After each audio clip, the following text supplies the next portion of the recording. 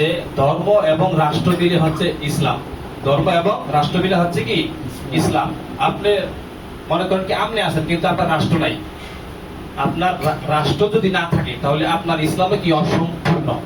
আপনার রাষ্ট্র না থাকলে আপনি ইসলাম প্র্যাকটিস করতে পারবেন না। পারবেন?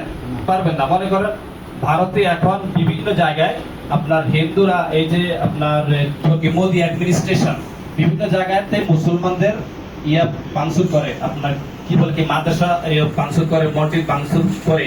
মানে মুসলমানরা বিভিন্ন জায়গাতে ঈদের দিনে ইয়া কোরবানি করবে, ওই চান্সটুকু তাদেরকে দেওয়া হচ্ছে না। এর মানে কি রাষ্ট্র যখন আপনার না, তখন আপনি ওখানে ইসলাম প্র্যাকটিস করতে পারবেন না। এই জন্য ইসলামে জিহাদ এটা কি জন্য আল্লাহ রাব্বুল আলামিন ফরজ করেছেন? রাষ্ট্রকে রক্ষার জন্য।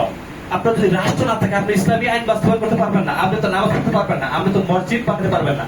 এই যে মালয়েশিয়াতে এখানে আপনারা কষ্ট করে একটা কি সূরাও বানাইছেন, কি জন্য পারছেন? এটা হচ্ছে মুসলিম দেশ, এটা মালয়েশিয়া মুসলিম দেশ, এই জন্য আপনাদেরকে অনুমতি দিয়েছে। আর এটা যদি চীন হইতো তাহলে আপনাদেরকে অভিযোগ করে আপনাদেরকে এরেস্ট করতো। তাহলে আপনি চিন্তা করেন রাষ্ট্র মুসলমানদের জন্য কতটা গুরুত্বপূর্ণ, কতটা ইম্পর্টেন্ট।